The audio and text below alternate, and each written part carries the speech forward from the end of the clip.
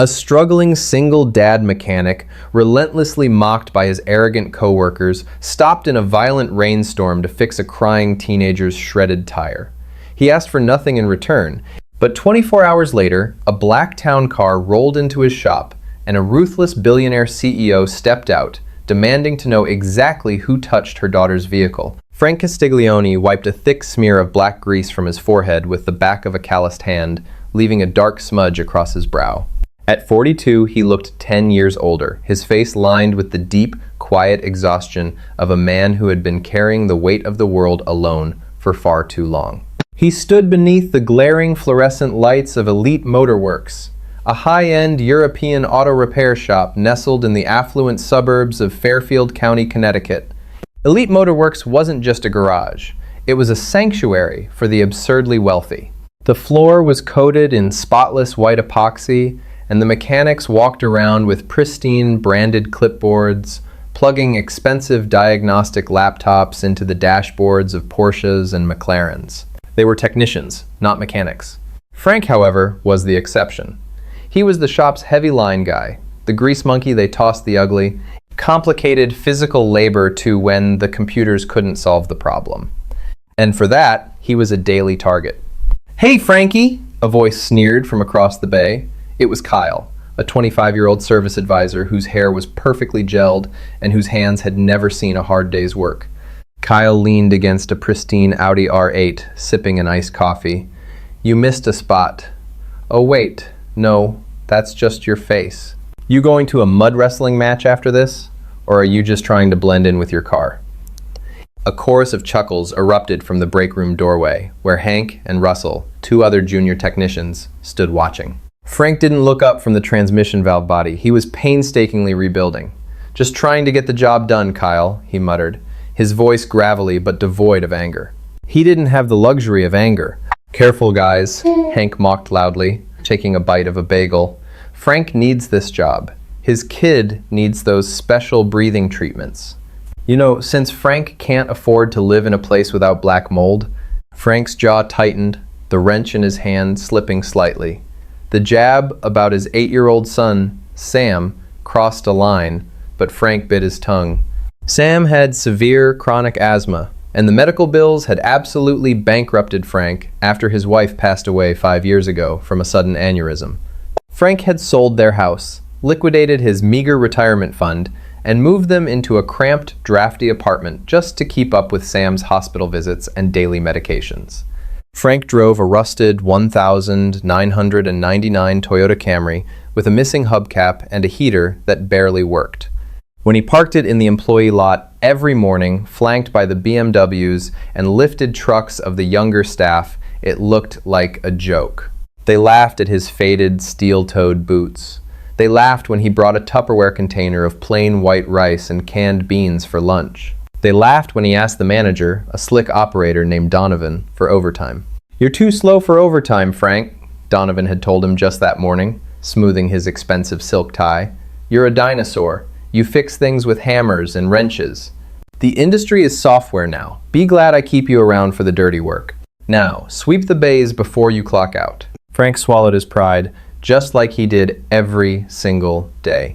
He looked at the clock. It was 6:45 p.m. on a Friday. The rest of the shop had already packed up their tools, changed into their designer streetwear, and headed out for a night of expensive drinks. Frank was left alone to mop the epoxy floors and lock up. Outside, the sky had turned a bruising, violent purple. A massive nor'easter was rolling in off the coast, bringing sideways rain and howling winds. Thunder rattled the large glass garage doors of Elite Motorworks. Frank pulled his thin, worn canvas jacket tightly around his shoulders, feeling the damp chill seep directly into his bones. He checked his phone. His bank balance read $14.50. Payday wasn't until Tuesday, and Sam's inhaler prescription needed a refill on Monday. He locked the heavy glass doors of the shop, the wind nearly ripping the keys from his numb fingers. He jogged through the torrential downpour toward his rusted Camry at the far end of the lot. He just wanted to get home, make Sam a bowl of warm soup, and sleep. But as Frank turned the key in the ignition, the Camry's engine sputtering to life, his headlights washed over the entrance of the highway on-ramp about 200 yards down the road. Through the blinding sheets of rain, he saw the faint, rhythmic pulse of hazard lights. Frank squinted. Most people in Fairfield County would drive right past. They had AAA, they had money. But Frank was a man who knew what it felt like to be stranded. He put the Camry in gear and slowly drove toward the blinking lights. As Frank pulled up behind the stranded vehicle, the headlights of his Camry illuminated a sleek, brand new Mercedes Maybach S-Class. It was a $250,000 car, pitched at an awkward, aggressive angle on the shoulder of the road. The front passenger side wheel was completely destroyed. The low-profile tire was shredded into ribbons of useless rubber, and the expensive alloy rim was severely bent, resting directly on the wet asphalt. Frank threw his Camry into park and grabbed a heavy-duty flashlight from his glove box. He popped his trunk, grabbed his personal beat-up toolbox, the one he never brought into the shop because the other mechanics made fun of it, and stepped out into the raging storm. The rain felt like icy needles against his face. He walked up to the driver's side of the Maybach and tapped on the tinted glass. For a moment, nothing happened. Then, the window lowered just a fraction of an inch. Inside, illuminated by the faint glow of the dashboard, was a teenage girl. She couldn't have been older than 17. She was wearing a stunning, elaborate sequined gown that looked like it cost more than Frank made in a year, but her face was a picture of absolute terror. Her makeup was smeared down her cheeks in dark, wet streaks, and she was violently shivering, clutching a dead smartphone in her trembling hands. "Please," she sobbed, her voice cracking. "Please don't hurt me. I don't have any cash, my phone is dead, and the car won't move." Frank immediately took a step back, holding his hands up in the rain to show he wasn't a threat. "Hey, it's okay. I'm not going to hurt you," he said loudly over the roar of the wind, keeping his voice as gentle and steady as possible. "My name is Frank. I'm a mechanic. I work right up the road at Elite Motorworks. You hit one of the construction potholes on the ramp, didn't you?" The girl sniffled, rolling the window down another inch. She looked at his grease-stained work shirt, then at his kind, tired eyes. "Yes," she cried. "I hit something huge." The car jerked, and there was a loud bang. "I'm supposed to be at the Waldorf Astoria in the city for my mother's charity gala. She's going to be so furious. She's waiting for me to give a speech, and I can't even call her." "What's your name?" Frank asked. "Abigail," she whispered. "Okay, Abigail. You stay inside where it's safe and dry. Let me look at the wheel." Frank dropped to his knees in the freezing mud and water flowing along the curb. He shone his flashlight into the wheel well. It was worse than just a flat tire. The impact had not only destroyed the rim, but it had sheared the control arm bolt and severely bent the outer tie rod. Even if she had a spare tire in the trunk, which these high-end cars rarely did, usually relying on run flats, she wouldn't be able to steer. The wheel would immediately buckle inward. Frank stood up and went back to the window. "Abigail, the damage is pretty bad. Do you have a spare in the trunk?" She popped the trunk from the inside. Frank walked to the back. Miraculously, there was a space-saver spare tire under the floorboard, along with a factory jack. But it wouldn't be enough. The bent tie rod was a massive safety hazard. If she tried to drive on the highway with it, the suspension would collapse, and she could be killed. Most mechanics would have told her she needed a tow truck, offered to let her use their phone, and driven away. But Abigail's phone was dead. Frank didn't have a charger that fit her newest generation device, and leaving a teenage girl alone in a disabled car on a dark, stormy highway ramp simply wasn't in Frank's DNA. He had a daughter once, before Sam was born. She had passed away shortly after birth. Whenever he saw a young girl in trouble, a protective instinct overrode all logic. "All right," Frank muttered to himself. "We do this the hard way." Frank went to his Camry. He grabbed his heavy hydraulic floor jack, much safer than the flimsy factory jack in the Maybach. He also grabbed a heavy steel pry bar, a portable blowtorch, a sledgehammer, and a set of heavy-duty sockets. For the next 45 minutes, Frank Castiglione went to war with the luxury car. The rain battered his back, soaking through his thin jacket, chilling him to the bone. His knuckles bled as the wrench slipped on the wet metal. First, he jacked the heavy vehicle up. He quickly discovered the Maybach had proprietary wheel locks. Abigail had no idea where the key was. Frank used a mechanic's trick, hammering a slightly smaller socket over the locking lug nut to crack it loose, sacrificing his own expensive tool in the process. He wrestled the destroyed wheel off. Next came the terrifying part. To straighten the bent tie rod enough to make the car safely drivable at low speeds, he had to apply heat. He fired up his portable blowtorch, carefully shielding the flame from the rain with his body, and heated the thick steel rod until it glowed a dull cherry red. Then, using his pry bar and precise, measured strikes with his sledgehammer, he slowly bent the heavy steel back into alignment. It was an incredibly dangerous and difficult procedure, requiring the raw intuition and muscle memory that only a veteran mechanic possessed. It was exactly the kind of gritty, manual engineering his coworkers mocked him for. Finally, the rod was straight enough. He bolted the spare tire on, lowered the jack, and torque wrenched the lug nuts tightly. Frank was completely covered in mud, soaked to the skin, and shivering violently as he tapped on Abigail's window one last time. She rolled it down, her eyes wide with shock as she saw the state he was in. "It's done," Frank said, his teeth chattering.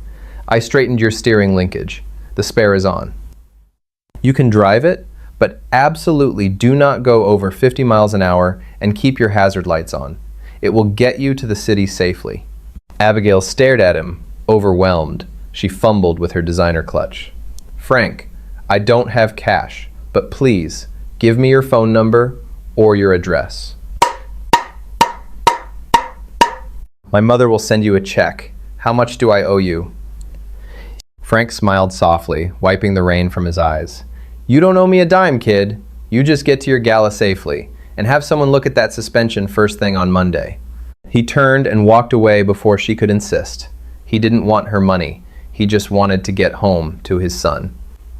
Frank climbed back into his freezing Camry, turned the heat on full blast, which felt like an asthmatic dog breathing on his ankles, and drove home. He had no idea that the car he had just saved belonged to the Lockwood Holding Group. Nor did he know that Abigail's mother was Beatrix Lockwood, a ruthless billionaire venture capitalist known throughout the East Coast for destroying anyone who crossed her and fiercely rewarding loyalty. As Frank finally walked into his dark apartment, shivering and exhausted, he assumed the girl in the rain would be just another ghost in his life. He couldn't have been more wrong. The weekend had been a nightmare. The severe drop in barometric pressure from the storm had triggered a terrifying asthma attack in Little Sam. Frank spent Saturday night sitting awake in a stiff plastic chair at the local emergency room, watching his pale, exhausted son breathe through a nebulizer mask. Dr. Keller, a stern but sympathetic pediatrician, had warned Frank again about the damp conditions in their apartment. "His lungs can't take much more of this environment, Frank," the doctor had said. "You need a dry space, a proper filtration system, or next time, the nebulizer won't be enough." Frank's heart had shattered into a million pieces. He had held Sam's small, frail hand and promised him everything would be all right, knowing full well he had absolutely no idea how to keep that promise. By the time Monday morning rolled around, Frank was running on zero sleep and black coffee. He pulled his sputtering Camry into the employee lot of Elite Motorworks precisely at 6:45 a.m. The sky was a clear, crisp blue, washing away the memory of Friday's violent storm. But the heavy cloud over Frank remained. Inside the shop, the atmosphere was as toxic as ever. "Look who survived the flood," Kyle sneered as Frank walked onto the pristine epoxy floor.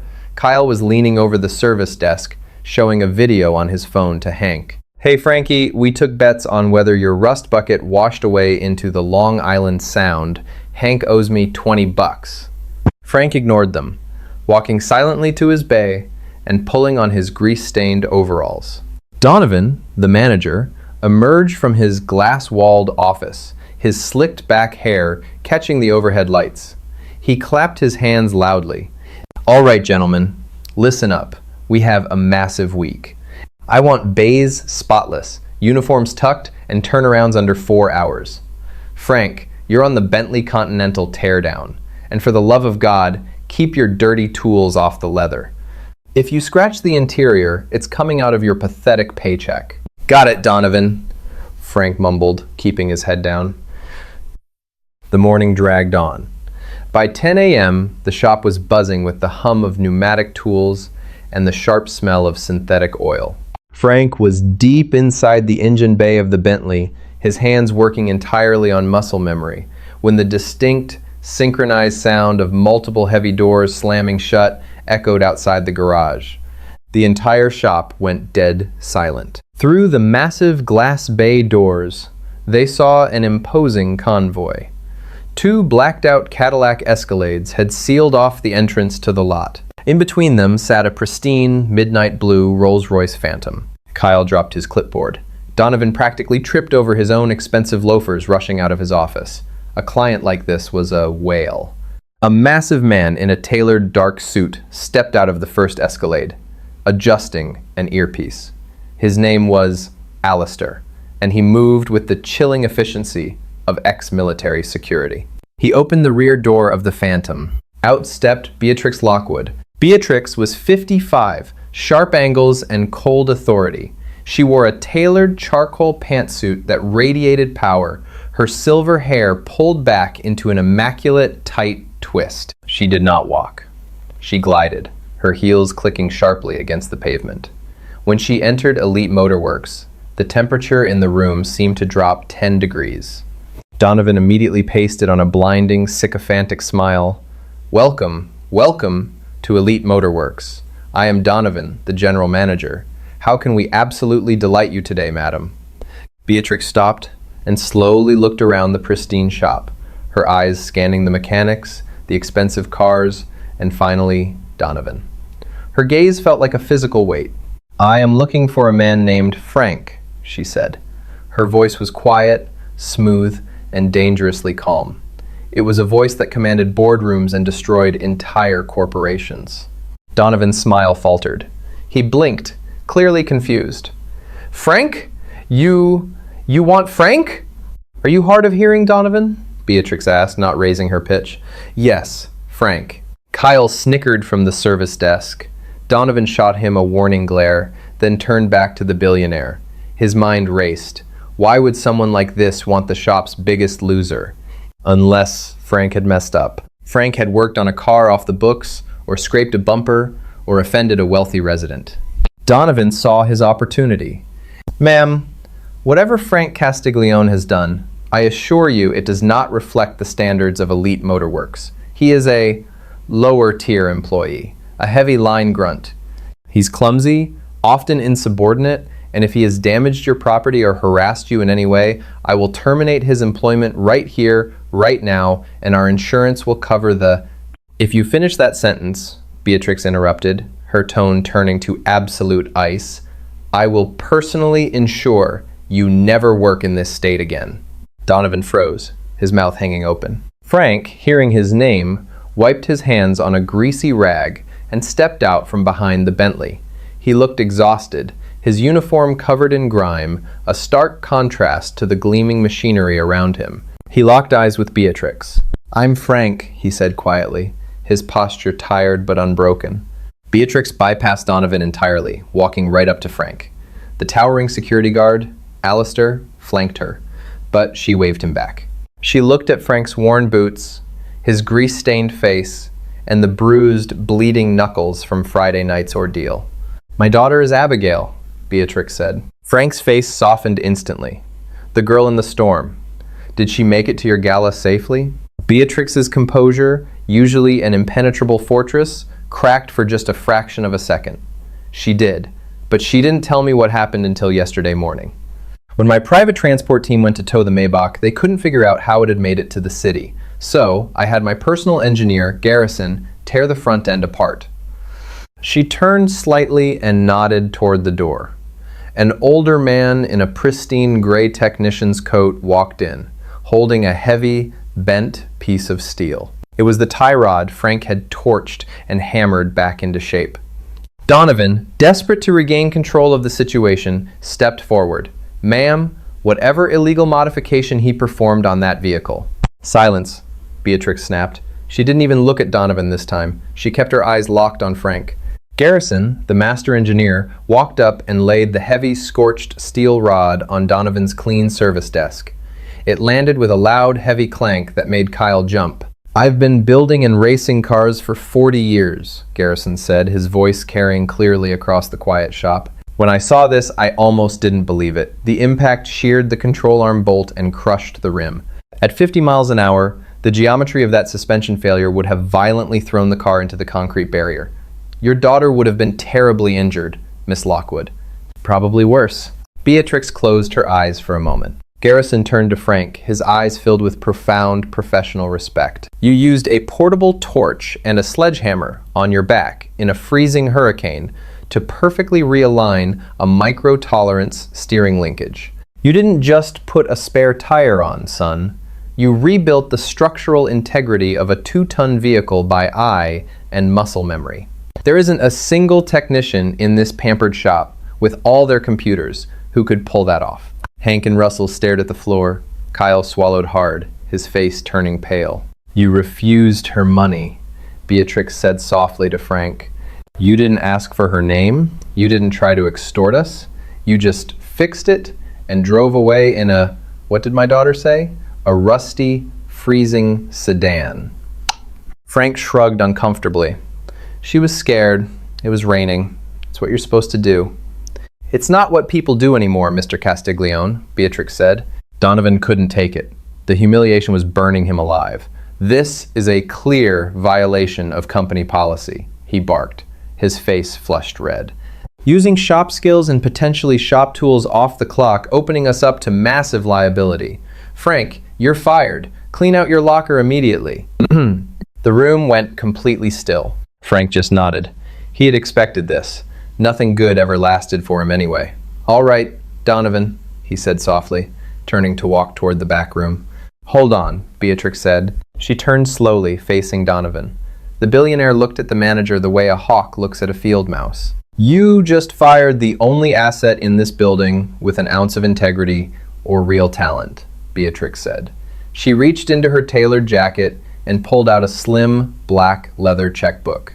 She didn't open it. She just tapped it against her palm. Alistair. The massive security chief stepped forward. "Yes, Miss Lockwood." "Find out who owns the commercial real estate this garage sits on," Beatrix ordered, her eyes locked dead on Donovan. "I want to buy the building by noon today. When I own it, I am going to triple the rent, forcing Elite Motor Works into bankruptcy by the end of the fiscal quarter. Then, I am going to buy the liquidation rights to the equipment for pennies on the dollar." Donovan staggered back as if he had been physically struck. You can't do that." "I do it before breakfast, Donovan," she whispered lethally. Beatrix turned back to Frank, who was standing frozen by his toolbox. Her cold demeanor completely vanished, replaced by an intense, fiery warmth. "Frank," Beatrix said, stepping close enough that he could smell her expensive perfume. "I own a fleet of 40 commercial transport vehicles across the eastern seaboard, plus my family's private collection of vintage and luxury cars. My current fleet manager is retiring. I need a man who understands how machines actually work. I need a man who doesn't quit when it's raining. I need a man with integrity." Frank stared at her, his mind struggling to process the rapid turn of events. I don't know what to say." "The salary starts at $300,000 a year," Beatrix stated matter-of-factly. "Full premium medical coverage, effective immediately. And a signing bonus sufficient to move you and your boy Abigail told me you mentioned a son out of whatever situation you are currently in, and into a home with clean, filtered air." Frank felt his knees go weak. A lump the size of a golf ball formed in his throat.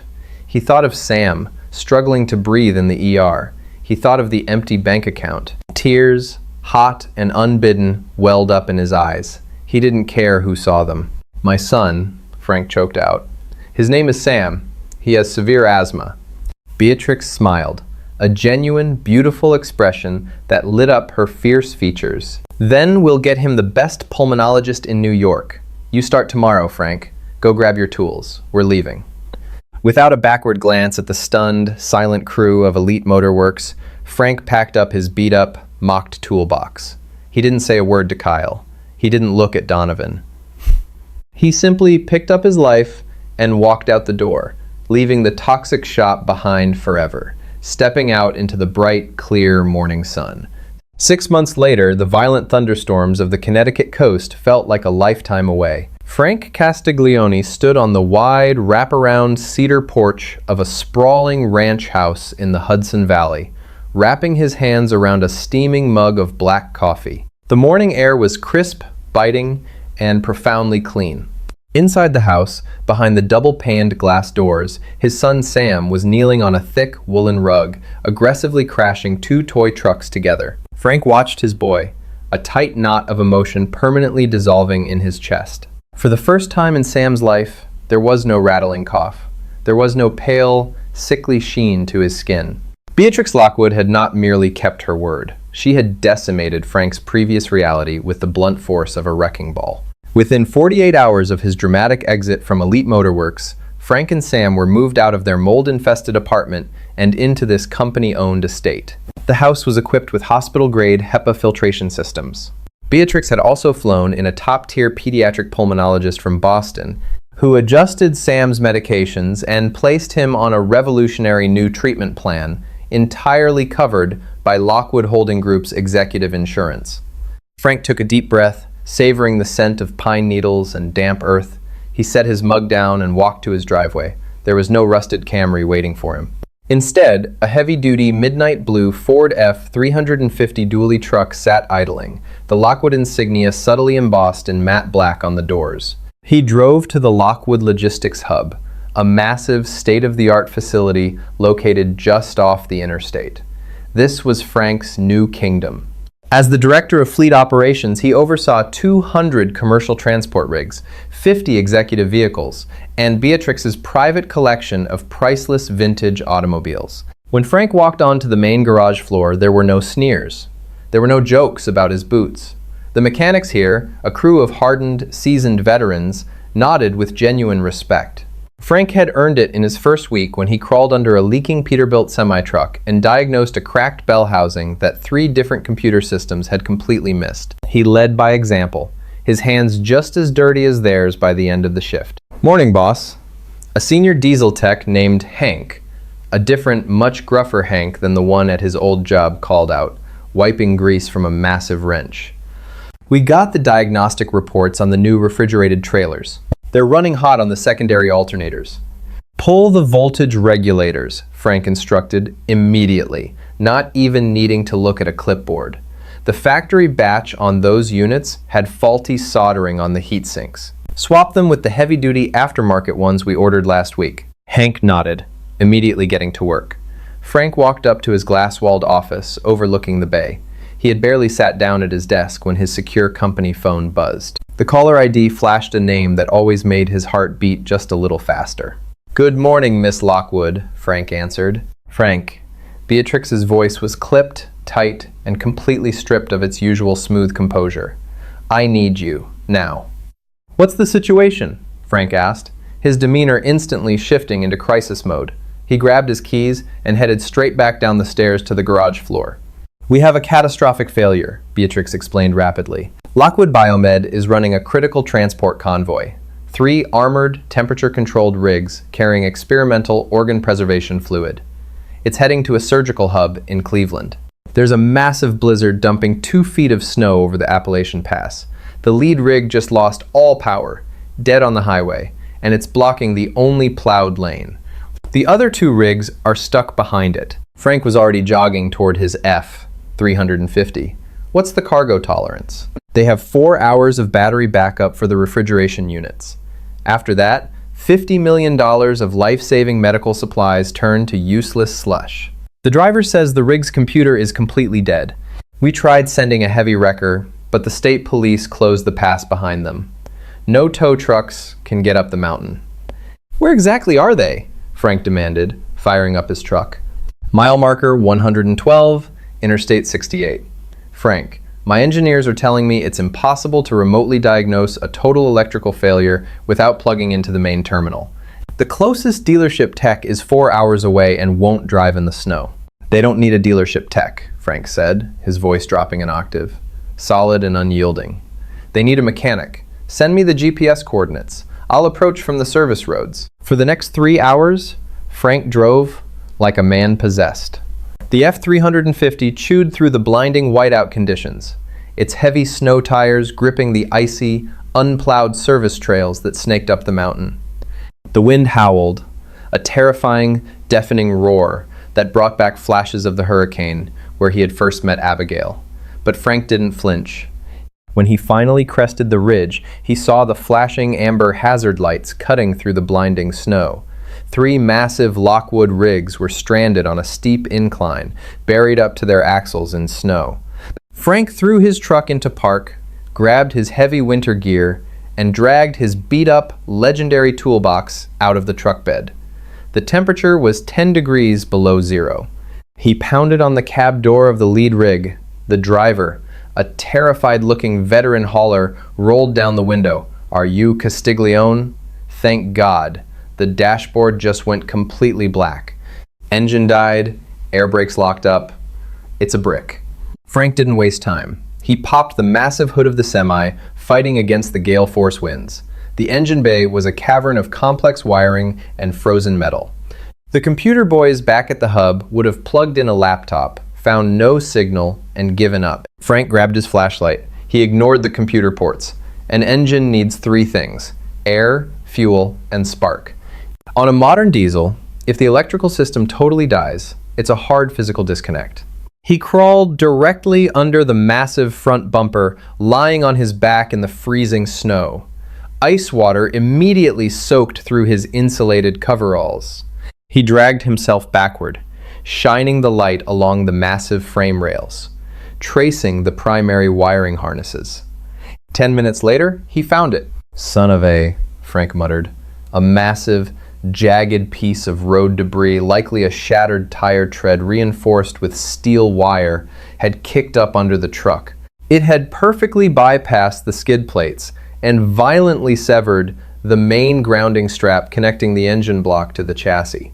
Without that ground, the massive electrical current had nowhere to go, instantly tripping the master breakers and shutting down the entire rig to prevent a fire. No computer could have told them that. The computer was dead because its lifeline was cut. Frank crawled out. His hands were numb, his breath pluming in the freezing air. "I found the problem," he shouted to the driver over the wind. "Main ground is severed." "Can you fix it?" the driver yelled back, panic rising in his voice. "We have 45 minutes before the cargo temp drops." Frank ran back to his toolbox. He didn't have a replacement grounding strap for a heavy-duty commercial rig, but he did have heavy-gauge jumper cables, a portable welding torch, and an iron will. He crawled back under the truck. Using his teeth to pull off his thick winter gloves, he worked with bare, freezing hands. He stripped the thick copper wire from his heavy jumper cables. Igniting his portable torch, he shielded the flame with his frozen body, carefully welding the improvised copper bypass directly from the engine block to a clean, unpainted section of the steel frame. It was brutal, agonizing work. Sparks rained down on his heavy jacket, leaving tiny scorch marks. His fingers bled, the skin cracking from the extreme cold. "Try it!" Frank roared, rolling out from under the massive tire. The driver turned the key. The massive diesel engine cranked, coughed, and violently roared to life. A beautiful, thunderous sound that echoed off the snow-covered mountainside. The headlights blazed to life. The air compressors kicked in, releasing the lock brakes with a loud hiss. Frank collapsed back into the snow, chest heaving, his hands raw and bleeding. He pulled out his phone and hit speed dial. Beatrix answered on the first ring. "The convoy is moving, Miss Lockwood," Frank rasped, wiping a mixture of snow and grease from his face. "Cargo is secure." There was a long silence on the other end of the line. When Beatrix finally spoke, her voice was thick with an emotion she rarely allowed the world to see. "Come home, Frank. Get out of the cold." 2 weeks later, the Lockwood estate in Connecticut was glowing with the warm light of a dozen crystal chandeliers. It was a private dinner, far removed from the flashing cameras and superficial chatter of Beatrix's usual high society galas. Frank sat at the massive mahogany dining table, wearing a perfectly tailored suit that Beatrix had insisted on buying for him. Next to him sat Sam, his cheeks rosy, his eyes bright, happily cutting into a slice of perfectly roasted tenderloin. Abigail sat across from them.